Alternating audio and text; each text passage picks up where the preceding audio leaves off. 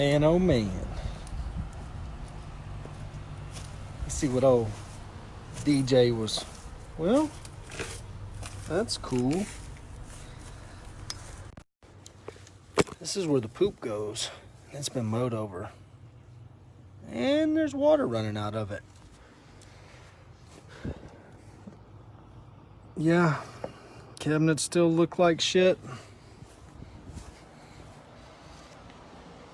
Neighbor St. Augustine's holding in there though. Huh, even better. They didn't even roll the dial on the lockbox. Hell, it's unlocked anyways. Yep. Yep.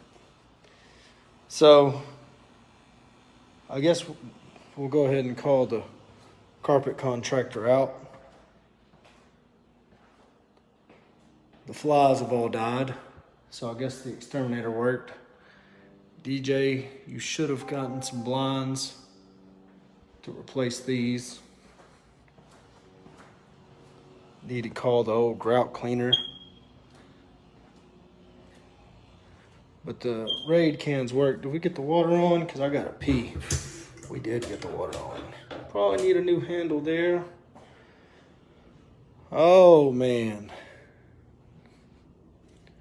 Yup.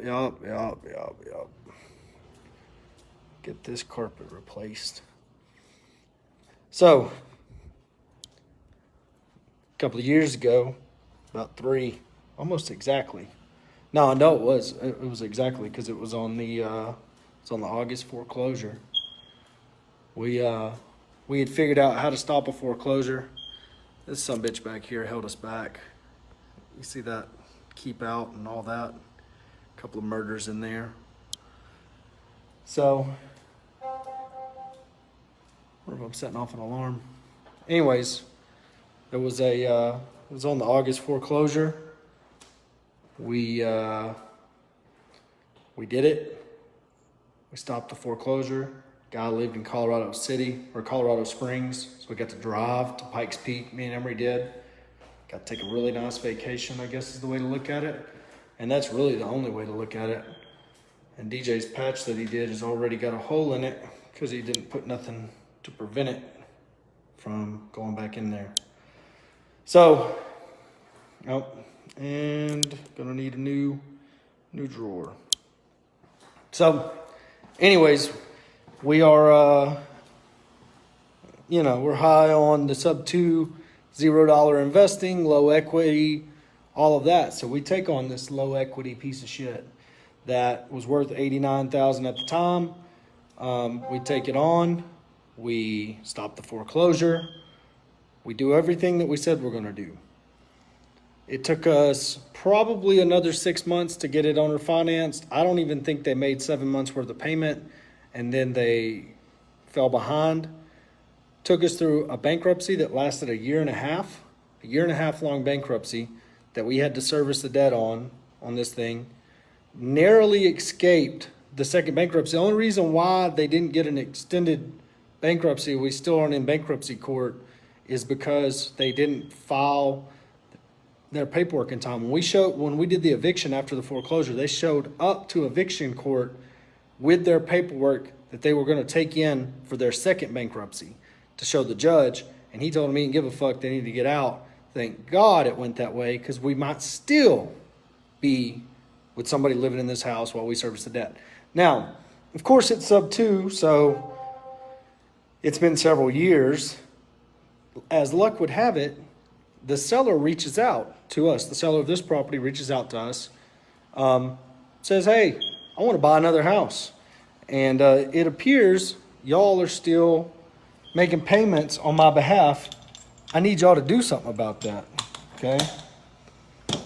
Lucky me, we own this house. So we can do something about it. We can absolutely do something about it. We owe about 76 on it now. It's worth 89,000.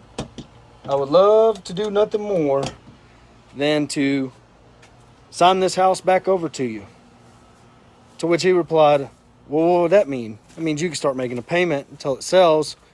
You now owe 76. It's worth 89. There's a chance that it sells. Oh no, I want no part of that. I want no part of that. None's parts. See this ugly piece of shit back here? This is an apartment complex. And if you can't notice, I mean, it's been like this since the day we bought this. This apartment complex. Now, if I had to do it all over again during the due diligence period, I would have realized, I mean, this neighborhood's nice. This is a nice neighborhood over here. It's a nice neighborhood. There's a lot of stuff in here, but it doesn't comp well. It doesn't comp well to this, because on the other side of this is that, and it's right there. And finding an owner finance buyer that wants to put any amount of money down to live up next to this is impossible. That apartment is like heavily stigmatized. There's been several murders there. I'm guessing these things are for sale. Everybody always has something in Killeen that they're trying to sell, and I'm guessing these are part of that. But long story short, the gurus, when they preach sub 2, they don't bring up the taxes. They don't bring up the bankruptcy. They might bring up the bankruptcy. But when they preach low equity sub 2, they're being really, really, really dishonest. Because what ends up happening is, especially on this one, if we didn't own this house right now, when the seller starts calling back, we have no recourse. We can't sell this debt. We can't sell our note to pay it off. We just have to listen to them. And there's several that we listen to all the time that are better deals at cash flow that we make $500-600 a month on. That ain't that big a deal when they call quarterly and all that kind of stuff. They don't. It's not that aggravating. This one, I mean, I wish he'd take it back, but we've got a tenant. They came and looked at it today at $11.85 a month. We got to replace the carpet, so we're gonna call the carpet guy out. Just go ahead and eat that bullet. Get this thing rented, not owner finance, rented, and let them pay down some. It's got a sweet interest rate. At this point, I think he only owed 29 years on it whenever we bought it, so now he owns 26 years. Actually, I gotta put some oil in my car. So this deal should rock along, another 2 years, get some debt paid down, and then hopefully be able to sell it or get out from underneath it at a marginal loss versus a big loss. But at least we have some gains. This loss will offset another owner finance sale that we do, but I don't hear nobody talking about this stuff.